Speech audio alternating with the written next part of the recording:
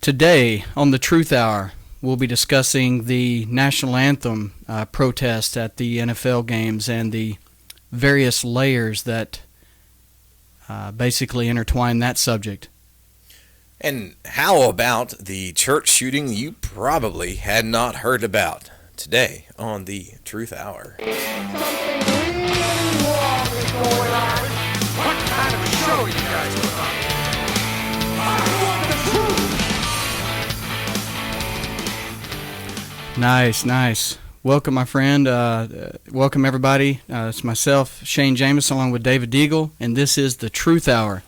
Political insight with our Christian values and principles to boot. So welcome on this beautiful Thursday.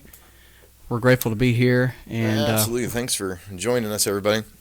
So, Shane, what are we going to get into talk about today? Well, another action-packed segment.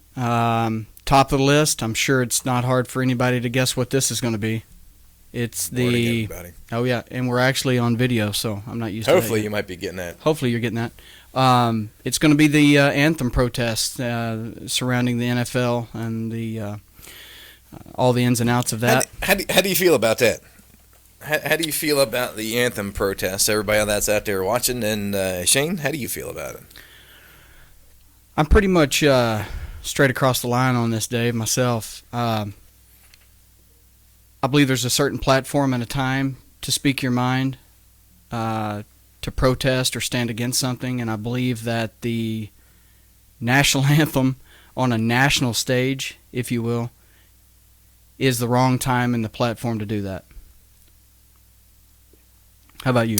When would be the right time to protest? Whatever it is they're protesting, right? Because It's not about the national anthem, right? It's not about the American flag, right? Well, it's about lately, right? The last Sunday was about statements Trump made. Right. Well, I believe we have to give ourselves, including our listeners here, a little bit of context. Most everybody's familiar with this subject, but just to lay the pathwork of how we got to where we're at today. This all began with Colin Kaepernick. I believe at the time was a 49er quarterback. Okay. This happened during the Obama administration. He took a knee during the anthem. Immediate question marks, uproaring. A lot of people supported it. A good bit of people, rejected that, called it for what it was. Kaepernick was protesting some what he called inequalities at the time.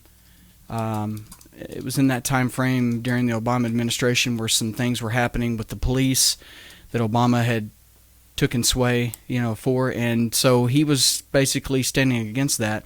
But he actually went on to say that his protest, his rejection, his kneeling during the anthem was tied to what he considered that America and the flag stood for oppression. Those were his words.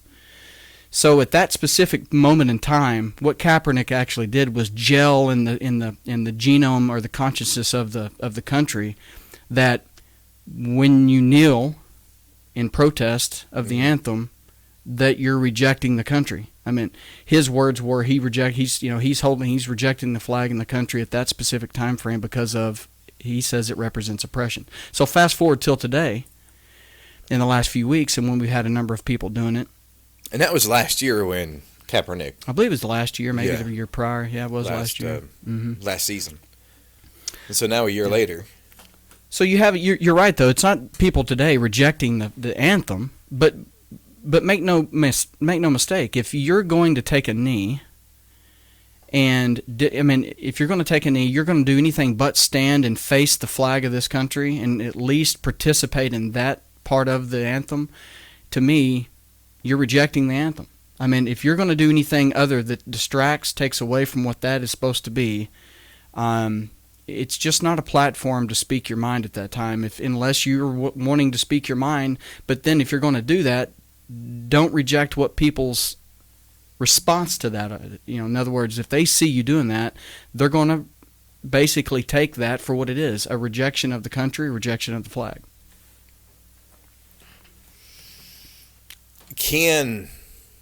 I've got the right, right? I've got the. It's not illegal to sit out the national anthem. It's not illegal to take the knee. Should I be allowed as a NFL football player to, when the national anthem comes on, to take that knee, to send a message to the world that I am not happy or pleased with what is going on within our nation? I'm not happy or pleased with the ultimatum that Trump gives me. Do I have that right to do that? You absolutely do have the right. Here's the conundrum here.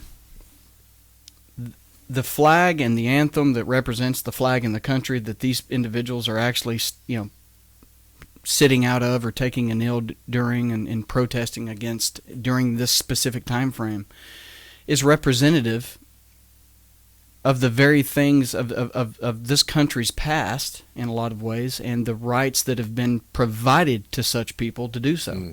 So yes, you're given the right, but let's go a step further. In this case, in the NFL, this is a workplace environment. These individuals have contracts. They're multi-million-dollar players.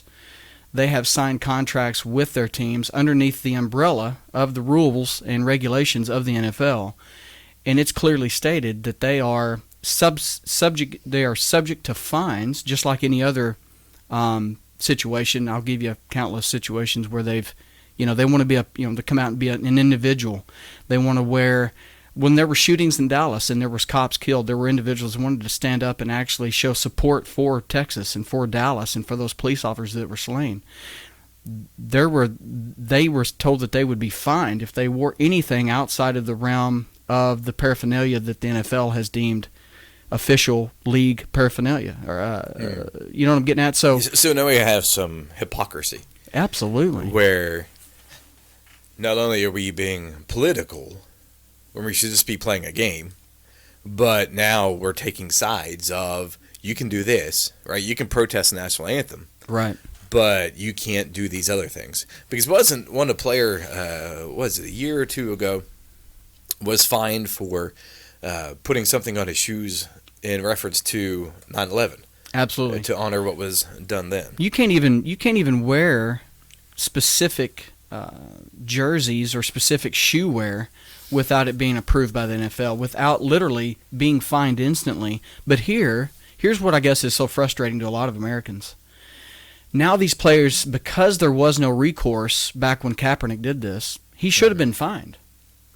It was within the NFL's jurisdiction, if you will, to do so. It was within the individual coaching staff's jurisdiction to somehow reprimand or punish. I mean, you can't just let that go without. I mean, by letting Kaepernick do that unabated, it opens the door. It opens the Pandora's box. And I got a question. Are we up on chat, live chat? Yeah, we are.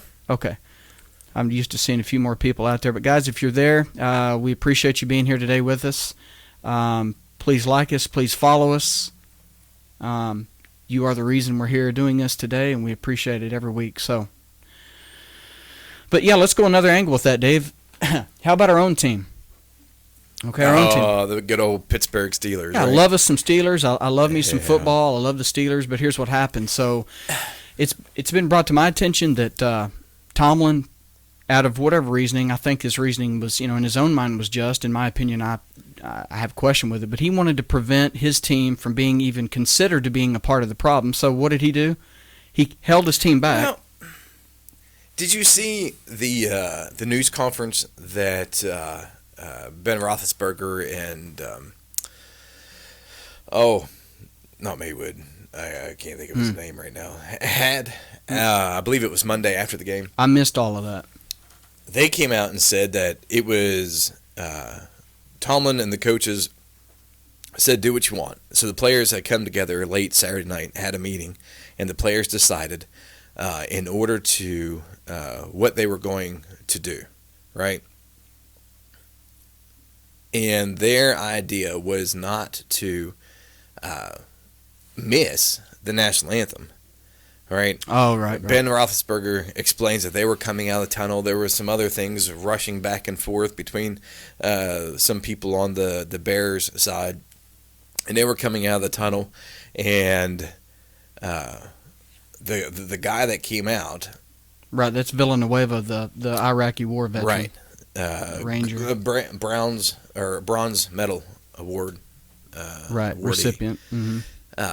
was under the impression that they were all going to come out of that tunnel and stand there, is what Ben Roethlisberger said. But they got held up, and as soon as the national anthem started playing, they were in that tunnel, and they just came to a stop, because that's what you do when the national anthem plays.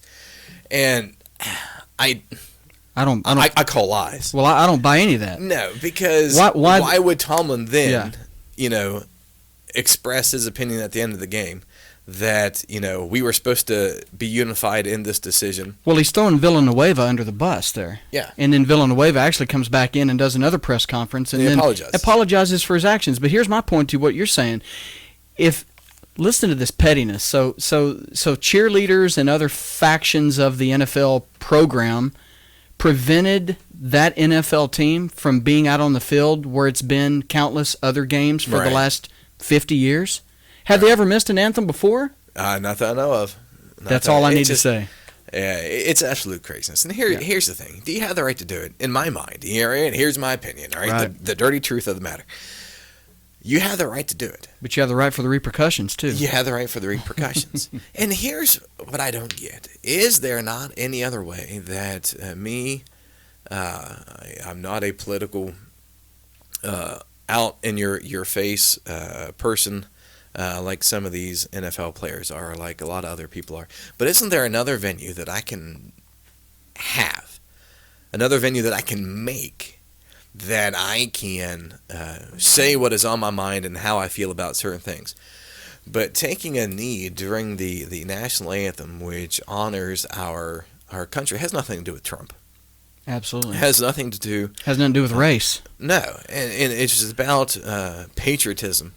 And this is our country. I am an American, and I'm thankful for the freedoms that are benefited to me as a citizen of this country because of people who, through the last 100 years, sacrificed their life so I can have what I have today. Yeah. And that's what that's what it's about. Mm-hmm. Standing for that national anthem, and displaying that flag. It's about patriotism because of men and women who shed blood. Yeah, I agree with every single thing that you just said. And I'll add this. This is where I'm not big on pandering. If the truth and the principles dictate a certain path, then there should be no wavering. And I guess where I'm offended at all of this, and even my own Dallas Cowboys back in Texas, they played Monday night against the Cardinals. They shocked me because what they did was just another version of kind of what the Steelers did. So they lock arms prior to the national anthem. They all collectively walk out to midfield, and prior to, that's the key word, prior to the national anthem, they decided to take a brief knee for about 5 or 10 seconds, and then they all rose and then backed up, and then were standing, locked arms for the national anthem. You take that and what the Steelers did by, they can say whatever, that they got withheld. Either way, they meant to stay in the tunnel, or they would have been out. And then like I said, Tomlin putting it under the banner of, well, we just didn't want, so instead of being a part of the problem, we wanted to eliminate the team from being perceived as being part of the problem. But then it made it a bigger problem. Yeah, but those actions or inactions is part of the problem. You don't then further make a chemistry set out of the anthem to then right a wrong. You walk out of the tunnel, you stand in front of the flag, and you face the flag, and you pay homage through the through the anthem. You don't go out and kneel before the anthem and then back up and stand for the anthem. You don't sit in the tunnel before the anthem and then one of your players comes out. You don't. Basically, it's not an experiment. You go out there and you do what you're supposed to do that every other team's done for countless games for countless years. It shouldn't be different. It shouldn't be changed. It's tradition. How about we stop the national anthem before a game?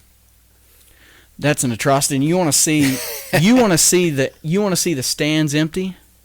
Stop playing the national anthem. There will be cobwebs in those seats. just because that's going to add to the problem of the what's already going on. To take it away would mean that we're just not going to play it because this issue that exists, and it's going to be another sort of protest. Right. And this has just morphed into so many things. And here, we can take this another direction, too. Now, and everybody's going to say, well, this all started because of Trump's rhetoric, his divisiveness. Let me be on record as saying this. Do I agree with I agree 120% with Trump's stance. I don't agree with his exact wording, that specific. When he went down, I think he was helping support the Alabama, I don't know if it's Senate race. Yeah, it was to replace Jeff Sessions' race, and that was already decided yesterday. So anyways, he's down, backing his boy. And and in one of the rallies down there, he goes on to basically, I don't know why, but he decided that was his platform to bring this up, and he got pretty heated about it, and he got pretty illustrative about it, and he called, which is his MO. That's his MO, and to me, I'm like, what, let Trump be Trump, but I don't agree with he shouldn't. It still would have been. Here's the thing: you remove the word SOB from his rhetoric in that statement, and the left still would have went crazy about what he said, and they would have found fault with it. So it really doesn't matter, but he probably shouldn't have said it. You don't call anybody an SOB. I mean, call them what they are. I mean, if you. Yeah. Could have used a little more tact. Tactful words. Nate says here in the live chat, he says that kneeling is to create awareness about their issues and that they have succeeded. They absolutely have. There is, actually, the next thing we're going to talk about here in a few minutes has trumped, not to use a pun there, has trumped another issue that has happened, but media coverage is so focused on the NFL and all these things. And they welcome, have Nate. made the intentional calculation that awareness was more important than the disrespect given, and that is absolutely certain, and that's the big question that comes to my mind of doing this in this way. There are so many other ways that I would imagine that you could succeed in making your issues and your feelings of these issues known. But do we have to disrespect something in order to do that? There are 1,000 different avenues that we could have gone down to make these issues known. But instead, let's really take a stab at the heart of America when you talk about the flag and the national anthem, for what those things stand for. And that's what's going to make our issue known. And on the screen that we've had up there for a little bit, interestingly enough, DirecTV. Yeah, it's a great story. I mean, they've apparently refunded everybody's Sunday ticket packages because of the uproar, the outrage at this situation. So if people think that this is just an isolated, under wraps type thing that's just going to fade, I don't think we've even seen the beginning of it. And to go back to what you said a while ago, Dave, I think you made a great point. I just don't believe that. Oh, dadgum, I had a lapse in memory here on what I was trying to say. But you were talking about the freedoms that were. The people that protest and take a knee. The first thing they want to say is, well, we're not protesting the anthem. Right. Or even, okay. But things in life, it's not always about what you want to project that you perceive what you're doing as. It's what it's going to be perceived as from other people. Right. So you tell me what an Iraqi war vet or a Korean war vet or a Vietnam vet or dadgum, we still have a number of them left, a World War II vet, or current military people serving this very minute that get up every day, that salute that flag, that go fight for our freedoms and put themselves in harm's way for our rights to wake up in a nice warm bed every day and have the rights we have. You tell me what they perceive a kneeling as, and then you have your basis for what that means. It shouldn't be given the right to the person that wants to take that petty stance and kneel. They shouldn't even be given the right to discern what the meaning is. The meaning is the meaning. How about the people that fought for this country? They get the last say. Right. Absolutely. And I wonder, are they shooting themselves in the foot with these things? Right. Because of how many people are choosing sides over this matter. And it seems from the polls that I have seen that the vast majority of people who are asked about their view on to take a knee or not take a knee, to sit out the national anthem or not, that an overwhelming majority of Americans side with what Trump said about get your players off of the knee and play the game. Or get them the H-E-double-L out of here and fire 'em. Respect the national anthem. Yes. Respect the national anthem and do your job. Yeah. Don't use that as a time of protest. Find another avenue for that. I agree. And everybody is not everybody, I suppose, but the vast majority of people are backing Trump. Yeah, there's Yes. been polls done on this. Well, here's another. Let's put this into true perspective. I was in the Marine Corps. I'm a Marine veteran. I know exactly what a serviceman or woman makes. We've got men and women on the front lines in different areas in this current state of affairs and around the world, and over the last number of years, that are making $2,000 a month. So somebody that's willing to put themselves on the line, put themselves between the hot lead. $2,000 a minute. $2,000 a minute versus $2,000 a month, and they're going to pander and tell they're going to tell us how to act. Are you kidding me? You have the right to do it, but it seems so insincere and disrespectful. Absolutely. To people who go through that sacrifice day in and day out, and who have done it currently and who have done it in the past. But we've spent about 25 minutes or so. And one other thing, let's transition, but one other thing, and the main thing that the left wants to do is they always want to put a millstone around the GOP neck or the Trump administration in general, and that is they're always playing the race card. And this is no exception. Kaepernick, being a black man, he came out, he knelt down, he did his protest. There's been a number of black men that have done that since. And then Trump goes down to Alabama and says what he says. All of a sudden, supposedly there's racial undertones to that. No, it's a patriotic thing. Let's be clear. It's a patriotic thing. It's not a racial thing.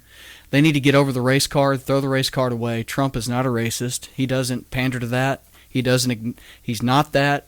And you could say that until you're blue in the face, but the left is always going to accuse him of being a racist.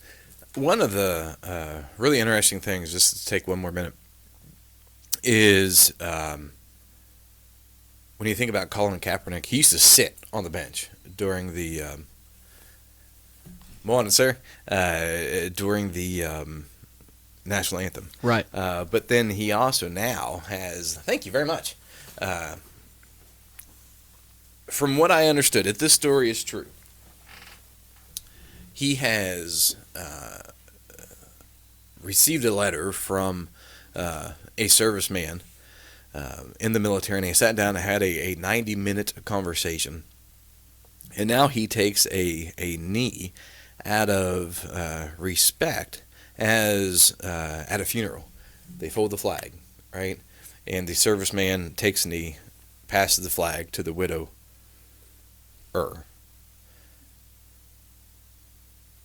And says, on behalf of a grateful nation, right? Mm-hmm. That the flag is presented to them by the President of the United States for the sacrifice.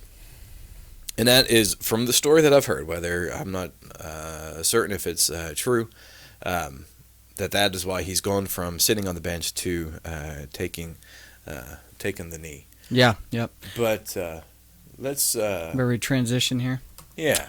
Something you may or may not have heard about because of Sunday. Sunday we had the kneeling, and the press has just gone crazy over that. At the same time, I believe it was around 11 o'clock Eastern Standard, there was another, it was put out there that was a mass casualty situation, a shooting at a church in just outside of Nashville, Tennessee, Antioch, Tennessee, at a church. We had a man who was really one of the dreamers, is what he was.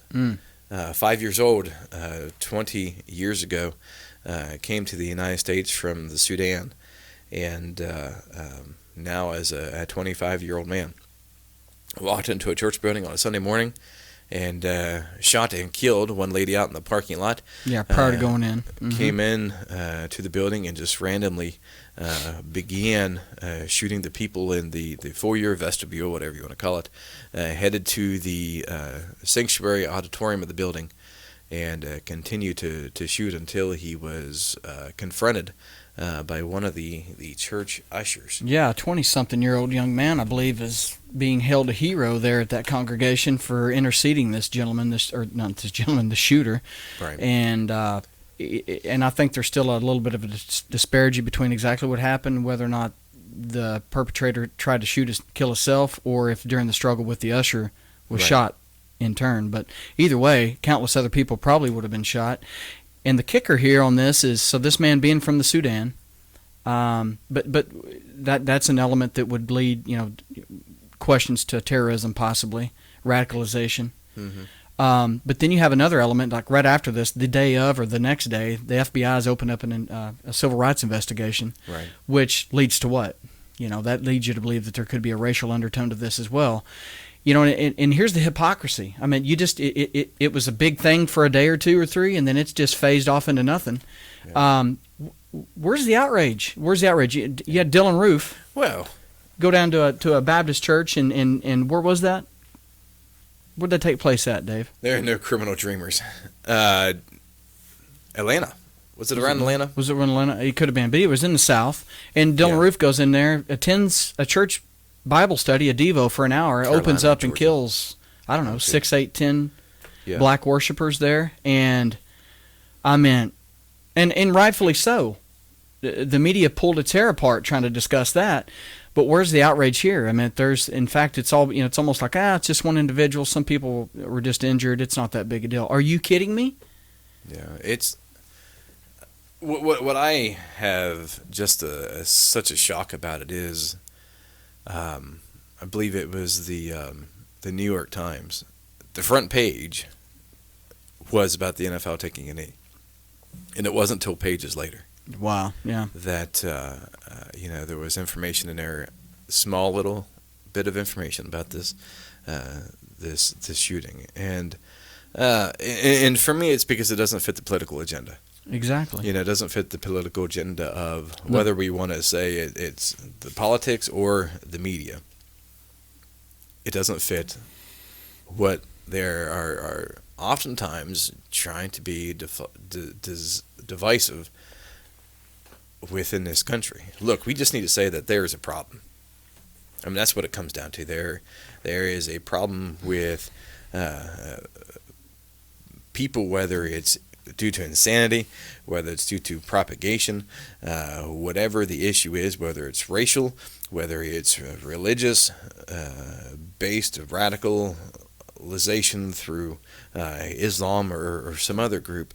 But there is an issue where we have an absolute disrespect for humankind.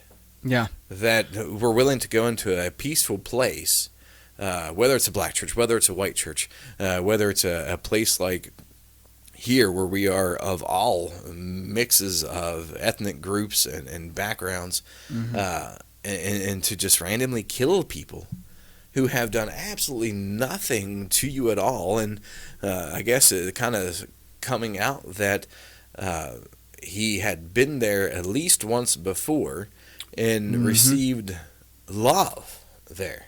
Right. And to still go through and do some heinous crime as this is just baffling. I think it had been a few years back or prior. Yeah, this person actually attended that church, and let's address some of this. I mean, we want to talk about absolutely is there racism in this great country? Absolutely. I believe there's individuals that. Is it right? No, absolutely, exactly, and it's not. But to deny that it exists is a lie, and to deny that it's prevalent to me is a lie. I mean, it's not, Right. in my opinion, prevalent. Are there nooks and crannies and places in this great country that are maybe more extreme than others? I would agree with that statement. But make no mistake about it, the prior administration, the Obama administration, exploited those undertones and made them prevalent. In my opinion, racism in this country, I'm not going to say it was at a great point, but it was at a much better position prior to the Obama administration. You can't have the commander-in-chief come out and be judge, jury, and executioner before facts are even given. There was countless instances where there were shootings done, and you can't have Eric Holder and Obama coming out, and saying, well, if this man was another life, he'd be my son. That was Obama's words, and Right. and he would come out and basically all but say that, well, in doing so, there's no chance that this black man that committed this crime or crimes was guilty, and that there's no way that he should be convicted. When the commander-in-chief comes out and basically decides to be that person, you ruin the wheels of justice as they're meant to be. And to me, that's a big thing.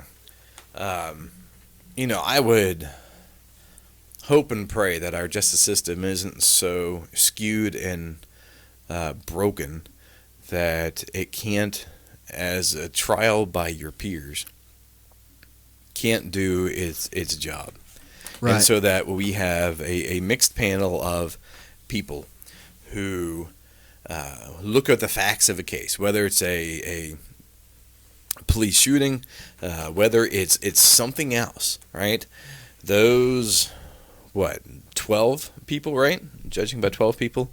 Look at the facts of the case that are presented to them by the prosecution and the defense, and they make a logical conclusion based on the facts presented of guilt or innocence. Right. And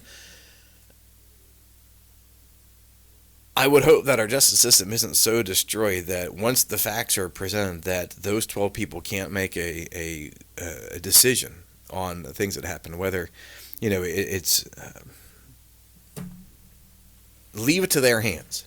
Right. Don't try to take it into whether it's the office of the president, whether it is just through social media. Leave it to their hands, and if the system is broken, then let's talk and try to make change from there. But the thing, last week we talked about St. Louis a little bit. When you have these protests and these riots going on, again, when you start to do the destruction, you start to do the looting, that doesn't speak to me as somebody who's trying to change the justice system. It seems to me that somebody trying to just wants circumvent to, be that 5-year-old having a temper tantrum. Dave, who is this? Pronounce that name above Nate's. Zinedine. Zinedine, thank you for the warm words there, and for my service. I appreciate that. And thanks for everybody here in attendance, Nate. We appreciate your opinion there too. And you also state there, what is it? Trust the jury, O.J. Simpson. When he got his release. I watched some of that on TV. I was sitting in the doctor's waiting area, and his whole appeal to the parole board panel was just that he wasn't a violent person. Interesting. Well, and it was about the whole thing with him getting back his property that was his from these friends. But we were all armed. But he's lived were pulled. Yeah, and he's lived a life. But he's lived a life of nonviolence. That was his words. Like, I've lived a life of nonviolence. And hey, TM Skills. Hello TM Skills, Twitch. Welcome. We appreciate you. We're on the other live stream, YouTube. I know the difference between the two. Love and hate. Let's transition a little more, Dave. All right, where do you want to head to next? I don't know, buddy. Just pull one up. We'll talk about it. We're having mouse troubles here. Uh-oh. It froze up? No, I'm good. I just got to turn off during that. I got them right here if you need it. All right. Yeah, if you want to go ahead and snap into something while I try to get my mouse to move over to bring up the next screen. Okay. Don't you just love live streaming? Yeah. How about here's a good topic, and so Hillary's still out here on the the Huff and Puff, book tour that she's on, about, the blame game, and she's going as far as comparing Trump to Putin, and not just in simplest of terms. She's quoted as saying here, well, hopefully he hasn't ordered the killing of people and journalists yet. Those are Hillary's words. I mean, how can you see, I mean, if they're not saying that, if she's not pushing the narrative along with the left that Trump and his administration and this presidency is predicated on collusion with Russia, then now they're going to say that even if that's not maybe warranted or reliable to say that, then now it doesn't matter that Trump's actually leading like Putin would lead. That is the most backwards, ignorant, uninformed statement I think she's made to date. Was that made in her book? It probably is. Or was that live? Are we still froze up? Well, I don't have a graphic. I'm good to go now, but I don't have a graphic for Hillary and her comments about Trump. But you gotta. I find it funny that back when Bill Clinton was president of the United States, they were all friends. Trump and the Clintons. You see these pictures of them spending time together, but then now all of a sudden that he's the president of the United States, there's this big old clash, and Trump is just a horrible, worst human being to ever exist. But that's the way politics go, and it just drives me absolutely insane. Now, hey, we got a question here from TM Skills. Let's hear it. All the way from twitch.tv with Fuzzy Spartan with Walk in Obedience. And if you are here and you aren't a part of the Walk in Obedience Bible study, in the discussion that goes on over at twitch.tv, I would suggest that on Wednesdays and Thursdays in the morning, 9 a.m. Eastern Standard Time, that you hop over to twitch.tv/Fuzzy Spartan and check that out. So TM Skills says, when you have a chance, what are your opinions on Mr. Moore winning the GOP primary in Alabama and his victory speech? That's a good one, TMZ Skills. To be honest with you, that's an area of this whole process that I haven't spent much time on, Dave. In TMZ Skills, I haven't. I know very little about it. I know that Trump kind of went down and backed. I don't think he backed Moore. I think he backed the other candidate, and it was considered to be kind of a hedging position on Trump's part. So in other words, he had two dogs in the fight. You know what I'm saying? And if one went down, he still had, had hedged his position. From what I've heard, that this gentleman that won down there, this Mr. Moore, he's a pretty outward-spoken gentleman. He speaks his mind. He's kind of along the lines of a Trump in that aspect. I didn't watch his victory speech, and I don't know a whole lot of other details about it. Dave, do you have any idea? Well, I tell you what, TM Skills, we'll bring it back next week. Yeah, we definitely bring that up. And we'll have that as one of our main topics of discussion, is about Moore and his winning of the GOP primary. Yeah, anything you want to bring up would be good. In Alabama. Let's transition. I want to get off. I mean, Hillary's kind of that's a dead stick. We could go on with that forever. But let's. Here's a big one. Trump's now. I mean, unfortunately, they've beat this specific horse to death. The Obama, repeal and replace. Right. They've beat that to death. I don't know if we've got a picture. If you can do it. I've got tax reform. Well, there's the tax reform. So now they've moved on, and rightfully so, because I'm sick of hearing about repeal and replace. The GOP can't get off their collective rear ends and do anything to get this passed after 7 years of complaints. I'm pretty much disgusted with them. Something just about that whole Affordable Care Act, something's got to be done about it. Just the simple fact, it is not affordable. Well, it's not affordable, and it's actually on a crash course. It's deteriorating by the day. My premium has gone, I think it's tripled. Yours has? Yes, mine has. My premium has tripled. And you're living proof of its failure then.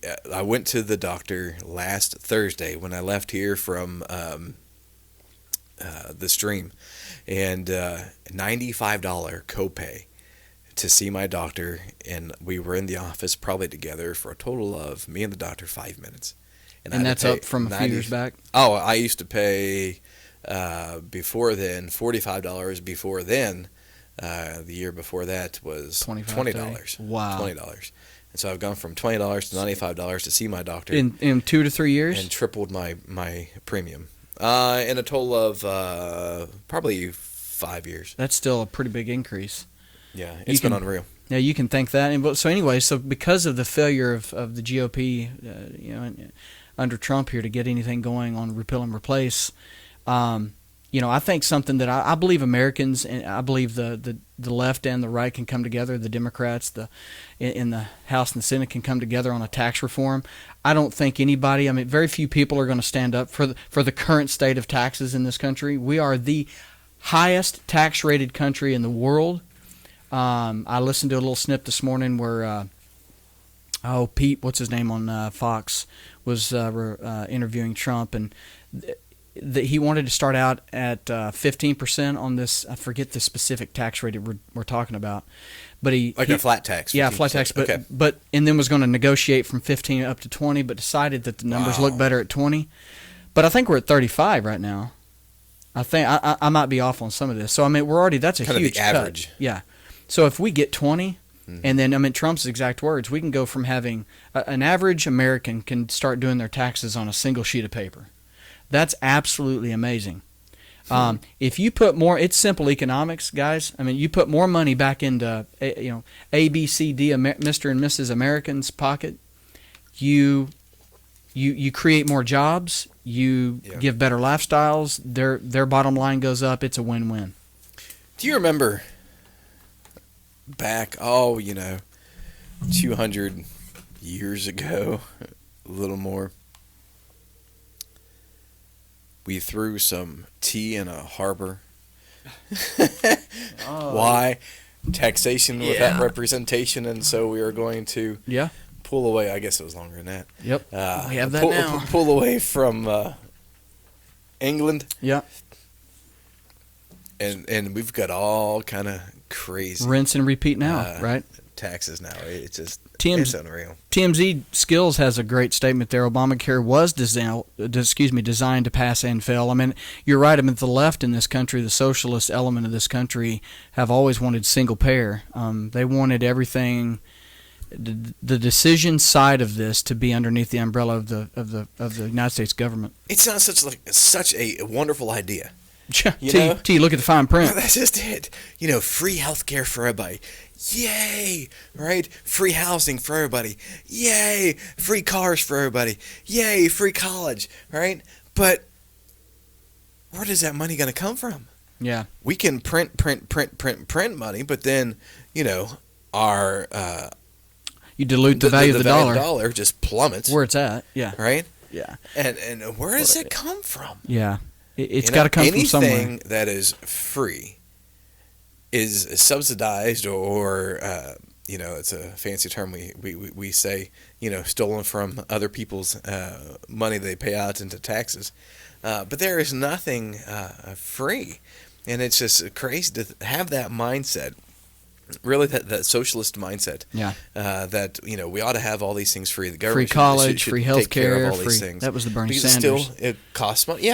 Yeah, because it all costs money. Yeah, and that money's got to come from somewhere. Yeah. And if I don't have, that American spirit, right, that we should all have of people who, want to get ahead in life, want to be prosperous in life, and then that's taken out of the window because everything is going to be provided to you by the government. And the government says this is what you've got to do, and you're going to have everything as everybody else. Well, if everybody's going to be driving a 2000 Hyundai Elantra, then why do I have to work harder? What incentive is there? There isn't. Well, because I can't, think about driving that 2017 Corvette. I've always believed that the left and the social elements of this country, they want to demise individualism. They want to dilute that, and Nate's got a great point there too. Right before we start talking about that, he said, Obamacare was so bad it makes him wish they'd had single payer. Exactly. And then TMZ Skills, great statements there as well. So market based. Yeah. Well, let me tell you my theory on this. I mean, the government has no business being in business. Right. It's not a business, and it shouldn't be run as a business.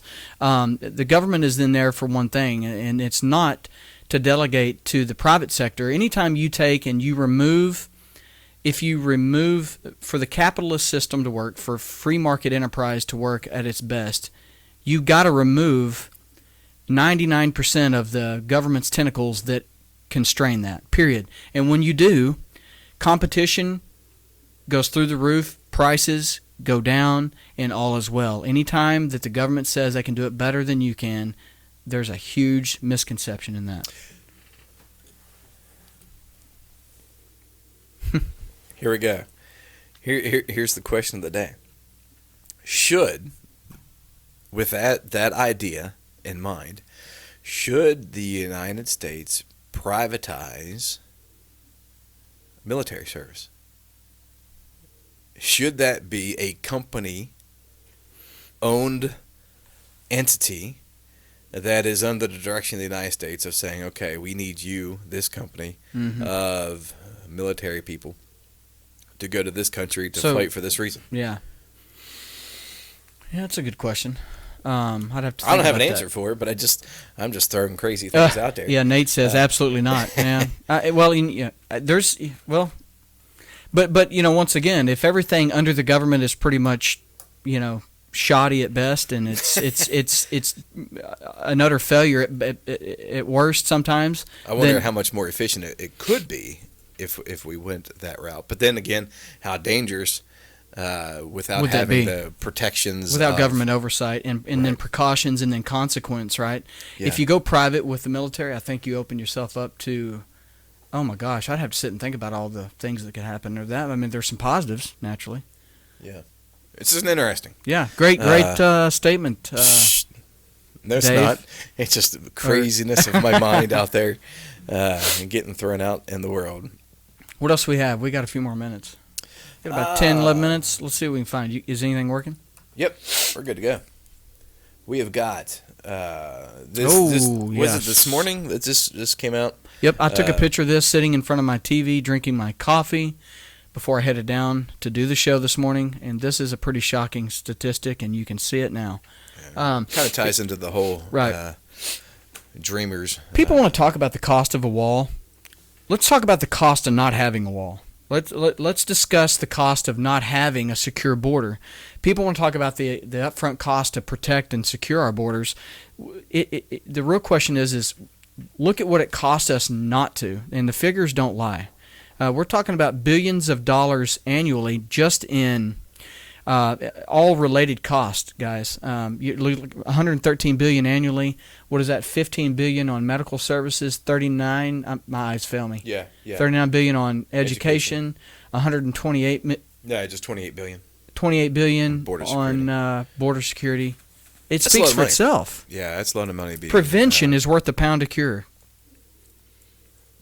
Prevention is worth a pound of cure, We spent a lot of money. Well, let's look at this too. I mean, look at Trump. They're just now putting up possibilities for different configurations of the wall. They haven't even, the Trump administration, the government hasn't even signed off on a particular company yet or a certain format for how they're going to do the wall, where the wall's going to go, where it's not going to go.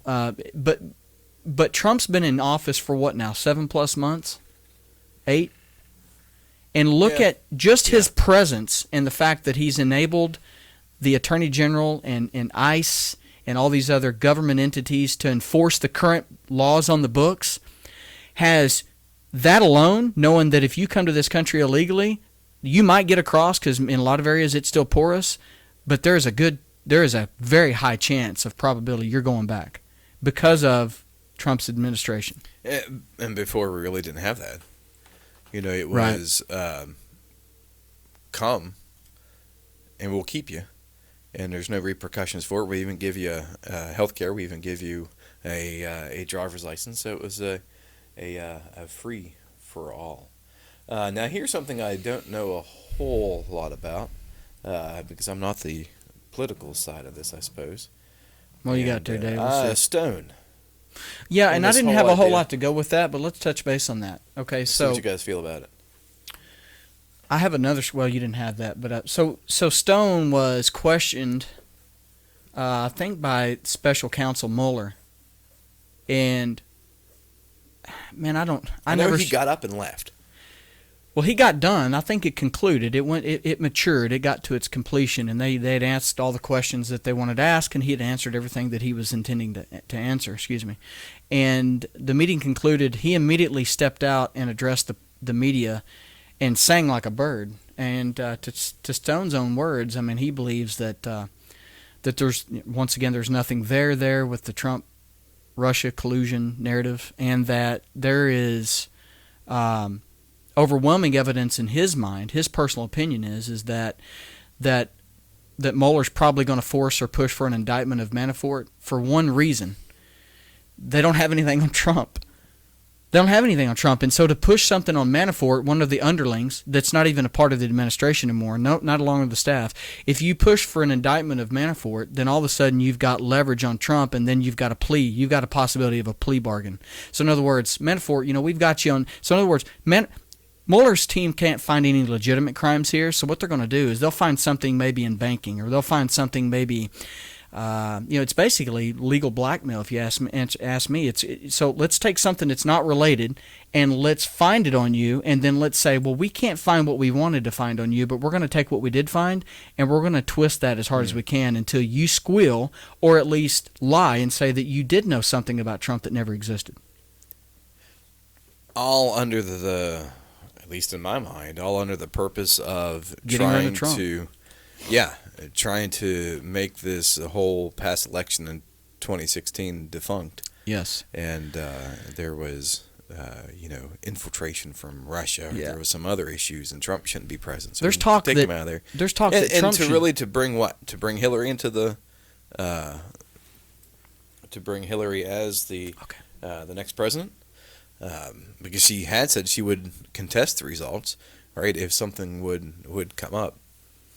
But well, and if there's nothing there, why don't we contest the primary with right. Hillary and the facts?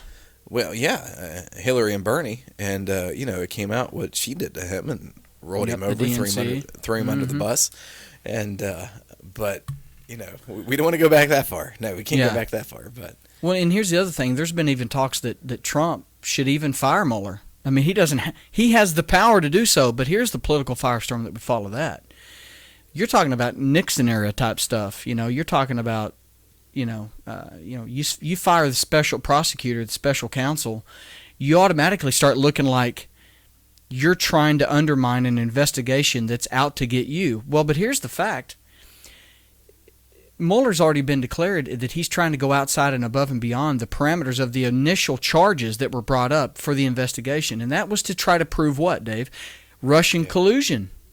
If there is no facts and no basis for a Russian collusion investigation to even be underway, Mueller's special counsel position should not be valid, and it should be in question. But the facts is that if Trump fired Mueller, all of a sudden Trump looks guilty for something that isn't even factual. Right. And so Nate says she clarified, speaking of Hillary, that she would not challenge the election, and it was a misunderstanding. A good one, Nate. Yeah, absolutely. It was just a misunderstanding. You guys misunderstood my words. You didn't hear the not. Yeah. And TM Skills, this is interesting. He says the Mexican government has a department that helps and aids and handles helping its citizens, the Mexican citizens, to enter the U.S. both legally and illegally. Yeah. To control the revenue they send back to Mexico. Well, Dave, I told you this last week. That's a form of the economic cancer that I'm telling you about. When there is an element of an illegal base in this country that works, that earns a wage, that's not taxed, that then in turn crutches on our welfare system that's here for our current citizens, and they take that untaxed money and they send a significant portion of it back across to a border to a country that could care less. That is economic cancer. That undermines that undermines our ability here to tax that money, to have a say. It's exactly what you just said that he said. That's just, and then that's that's funds that aren't going back into the economy. Right. And I would like to see a statistic of how much of that money that is being made is from legal work, all right? Because if it's illegal work, they're not paying the taxes on the money. Well, what do you mean by that? So, it's Well- all illegal. Well- I mean, it's legal work, but if they're paying an illegal person to do the work and they're not going to tax them, Well, that's just it. Because That's- that's no money that could possibly go back into the economy. Right. Hey, we have a fellow here who is from Ghana. He is a legal citizen of the United States. He came over legally. He did the whole process. He is now an official citizen of the United States. And he does Great send guy, money too. back to his wife as she is attempting to, I guess, from all the paperwork submitted, will be here in December of this year. But he does send money back that he makes. taxed. Yes, already taxed, that he makes the overabundance back to her to help support her and his child until they were able to move here to the United States. And, so that's money that's leaving our economy that he could spend here. But that's a noble but it's cause. the abundance. Right. And it's an abundance, and he's already has the tax money Yeah. taken out. And so he's not being a sponge on the system of getting free health care, of getting, all these social services available to him for free, Right. and possibly even welfare money, and then sending those things back that way. Right. And so it's a delicate balance, but you've got to definitely, question if there is a Mexican government department that does this. Why are they doing it? Because it benefits them. Yeah. It tears up our economy and it benefits them. I know we only got a couple minutes left here, so real quick, we appreciate everybody fast. that attended. Yeah, an hour went by. It's amazing how fast things fly when you're having fun. Guys, we appreciate you, Nate. We appreciate you, Taz Skills. Anybody else that's been a part, Zenadine. Thank you so much. Please pass the word, like us, follow us. Subscribe. For Subscribe. YouTube. Yeah, and on that real fast, I had one point is I didn't scrutinize the earlier figures about the actual weight and debt on this country because of illegals. I would like to know a snapshot of on a yearly basis now prior to the Trump administration because it slowed significantly, but during the Obama administration when they were literally pouring across like water, what a yearly cost was. Now I think the figures that we had in the billions, I think those are collective figures that are tied to the current state or the current number of illegals here, which is in the millions, which is like, 14 to 16 million, 12 to 14. Okay. That's not only the people that come across, so that's a collective number, Okay. right? The graphic that's coming Yeah, up on the yeah. screen here. So, guys, we Gotcha. appreciate you. I know we're out of time, and I don't know what else to say, Dave. Hey. All right. Yeah. Don't I want to put a plug back out there for Fuzzy. Fuzzy. Twitch.tv/Fuzzy Spartan. We do Wednesday morning and Thursday morning at 9 a.m. Eastern Standard Time. Great show. Bible studies. And so please join us over there when you get the chance. And if you're listening to this, please subscribe. And again, if you have questions, we always enjoy the live chat, but you can always send us an email at truthhourradio@gmail.com. truthhourradio@gmail.com. And through the week, if something comes up that you find that is along the lines with the show that you want to have to talk about, like TM Skills had that question there about more down in Alabama, that would have been something that would have been perfect to send a question to us at truthhourradio@gmail.com, and then we could have been a little poised for that. But we'll look at that next week. So don't forget to send questions there. Don't forget to enjoy the chat. I always enjoy having you guys with us and chat along with us and throwing out your 2 cents, because that's what we're doing. We're sitting here having an opinion this hour. And in all of it, just remember, right, this is the Truth Hour, political insight with principle. Never forget who the King is. Absolutely, guys. Jesus Christ. Right? He is the one that gives us the ability to live and to move and have our very being. Nate's got a question here before we sign off. And thank you, Zenadine and TM Skills. We may do some kind of chat. I'm not after the fact. There is the live chat that is here on YouTube. There's also the Discord, which is kind of a messenger, and those kind of things can go at some throughout point. the week. Could. I have got to look into that, Nate, and see. I got a couple other guys that use a different service with their gaming, and to see what would work good. We have Facebook, which is Truth Hour Radio on Facebook, that can do messages. But I really do kind of like the Discord setup that Fuzzy has on his. And so we may be setting something like that up pretty soon. But we're in the infancy stage. Absolutely. Working on it together. But, so work in progress, guys. That's right. I appreciate you guys joining us. And don't forget to subscribe to our channel. It will keep things going. And so take care and have a blessed day. Thank you for joining us on the Truth Hour. Thanks, guys. God bless. So